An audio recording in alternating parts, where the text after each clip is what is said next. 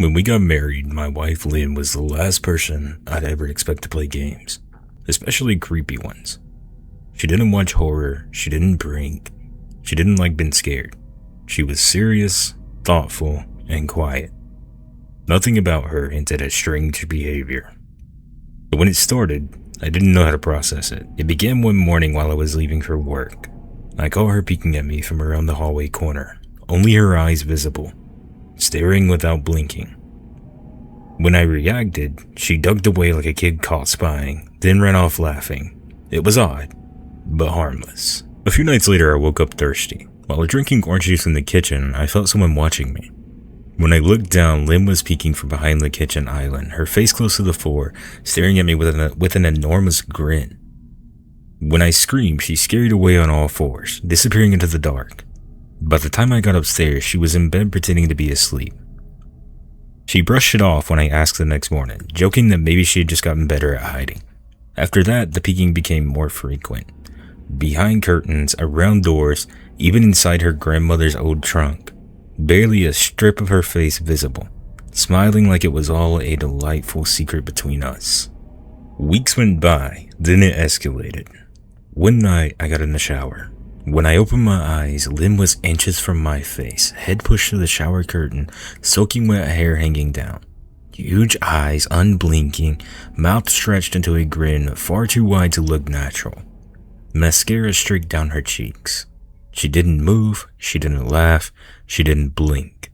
When I stumbled away in fear, she slowly slid her head back out and slammed the bathroom door. I locked myself inside for over an hour, shaking, trying to convince myself it was just a joke, but there was nothing playful about the look that she had. When I finally decided to leave the bathroom, I checked under the door first. Lynn wasn't in the hallway. I relaxed just long enough to unlock the door. Then I heard something behind me. A soft, shaky moan. I turned toward the closet and saw her peeking through the narrow gap, eyes wide, body trembling with excitement. Grin warped and breathy. I didn't scream, I just ran. Out of the house, into my car, and didn't stop until I reached my brother's place 40 minutes away. I ignored her calls and texts all night. I didn't know how to explain any of it without sounding unstable. I just couldn't go back there. I slept on my brother's couch poorly, waking up constantly to the image of her in the closet, smiling like she was watching the best show of her life. At sunrise, I finally relaxed. The living room was quiet, the house was safe, and then that feeling returned, the sense of being watched. When I reluctantly turned my head toward the window, she was there, the face pressed against the glass. No blinking, no humor. Her breath fogged the pane, saliva dripping onto the sill. She had probably been there for hours, silently observing. I slammed my palm against the window and yelled at her to go home. She didn't move. If anything, the smile grew. When my brother called out from upstairs, her head twitched slightly, mouth closing just enough to hide her teeth. It was the first change in expression that I had seen, and I understood something in that moment that I had been trying to ignore.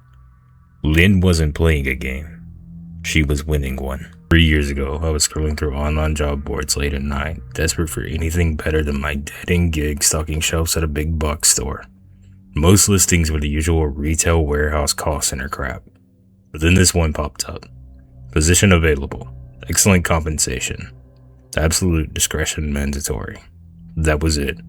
No company name, no duties, no requirement. Just an anonymous email and a promise of serious pay for serious individuals. It screamed sketchy, but I was broke and behind on rent. Curious enough, I fired off a quick message. Interested. Please tell me more. Within 20 minutes, a reply landed in my inbox. Polite, professional, and almost formal. It gave an address, downtown, an unmarked office in a sleek glass tower, and a time slot for an initial assessment. 2 days later, dressed business casual, no phones inside. I showed up. The lobby was empty except for a security guard who barely glanced at me before buzzing me to the 14th floor. A woman in a crisp blazer took my ID. Handed me a thick packet of NDAs, background check forms, and psychology questionnaires. Complete these silently. We'll collect them from you when you're done. No small talk, no explanation. I finished, left, and figured that was the end of it. A month passed. I had mostly forgotten about it when my phone rang at 7 a.m. on a Saturday. Congratulations, Mr. Carter. You've advanced to the final evaluation. Report to this address tomorrow at 0900 sharp. Another location. This one, an industrial park on the edge of the city. The building looked like any other corporate flex space. Glass doors, fake plants, bad coffee smell. A man named Mr. Harlan met me in a windowless conference room. Mid-50s, gray suit, calm voice like he was reading a weather report. He gestured to a single chair facing two large monitors on the desk. One showed a blank screen, the other had a keyboard and a small metal panel bolted down with two oversized buttons, red and green. A ceiling camera stared down at us with a steady red light. This is a simulation of your workstation, Harlan said. If hired, your role is observation. 7 6-hour shifts per week. You arrive early, store all your personal items in a secure locker outside the room, change into your provided uniform. Nothing enters or leaves the observation chamber, ever. The job? Watch the left monitor. It would display a live high-definition feed from a fixed camera in a remote location. Log anything notable. Once per hour on the right terminal, no notes, no screenshots, no external devices. The green button. Press if something truly significant occurs. It alerts the response team. The red button. Emergency only. Medical issue, equipment failure, immediate threat. Use either sparingly, he emphasized. We monitor you as closely as you monitor the feed. You are backup. Redundancy. He paused, studying me. Any questions? He asked. I asked the obvious questions. Illegal? No. Dangerous? Not to you. Why the insane pay? $42 an hour starting? Because we require absolute focus and silence. This work matters. You will sign documents binding you to secrecy. Breach means civil and criminal consequences. I signed. The money was life-changing. I quit the store the next day. The facility was 30 miles out, tucked behind a warehouse. Same setup. Locker room, sterile bathroom, water cooler that I had to use before or after my shift only. Single chair, 2 monitors, ceiling camera. The left flat screen flickered to life the moment I sat down. It showed a bedroom, spacious, comfortable, furnished. King-size bed, sectional sofa, coffee table. Flat screen TV monitor on the wall, bookshelves, even an easel in the corner with paintings and canvases. Soft lighting, no windows. The camera was high in one corner, giving a wide, slightly downward angle. And there she was. She looked mid-20s, dark hair pulled into a loose ponytail, wearing simple sweats, curled on the sofa, reading a paperback. She seemed normal, calm. I stared longer than I should have, then felt like a creep and looked away.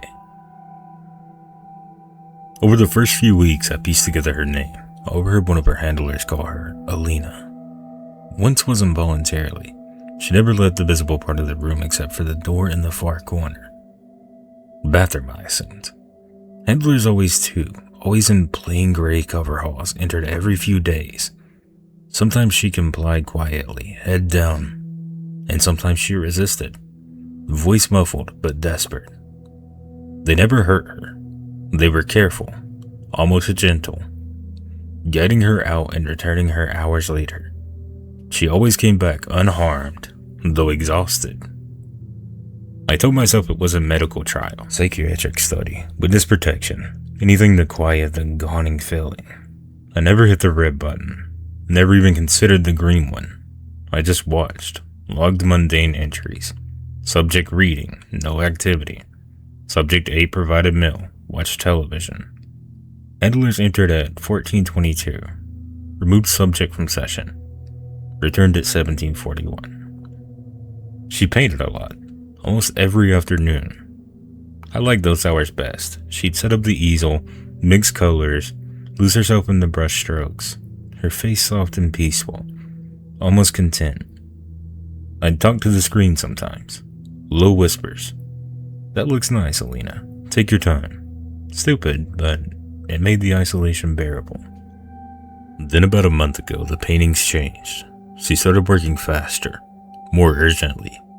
No more serene smiles. Her jaw clenched. eyes narrowed in concentration. She finished pieces in hours instead of days, stacked them carefully on the sofa, facing outward for the first time. The handlers hadn't collected the old ones yet. I leaned in. The first, a misty forest at dusk, trees fading into fog, but threads of vibrant colors, reds, blues, golds, wove through the branches like wind-blown ribbons. The second, an ancient stone well in a clearing, ivy curling the sides, those same colored trails drifting upwards. The third, a solitary house on a tiny island in a still lake, reflection perfect below, ethereal whispers curling around the eaves. The fourth, an old movie theater, marquee glowing in the dark, empty street, neon flickering, colors spiraling like smoke. They were stunning, dreamlike, but the colors weren't random. Up close, squinting at the high-res feed, they formed letters, subtle, blended into the swirls, easy to miss unless you knew to look. I read them aloud, heart slamming against my ribs, top left painting to bottom right. Please help me, Elliot. My name is Elliot. I jerked back so hard the chair scraped. The room felt smaller. The ceiling camera's red light burned into me. I stared at the paintings, then at the lens above. She knew somehow. She knew my name. And she was speaking to me. Not to the handlers. Not to some abstract viewer. To me. I sat through the rest of my shift, palms sweating. When the relief guy arrived, I logged my final entry. No additional activity. And left without a word. That night I couldn't sleep. The next shift I went in anyway. The paintings were gone. Handlers had taken them. Alina was back at the easel, starting something new. But every time she glanced towards the camera, brief, deliberate, her eyes locked on the lens, on me. She didn't smile, she just kept painting. I don't know what to do. I can't quit without consequences. I can't talk about it. But if I hit the green button, or the red, what happens then? To her? To me? Last shift she finished another piece, and she hung it on the wall this time, facing the camera dead on. It was a simple portrait. A man sitting at a desk, 2 monitors in front of him, ceiling camera watching. The colorful thread spelled one final message clear as day. You're next.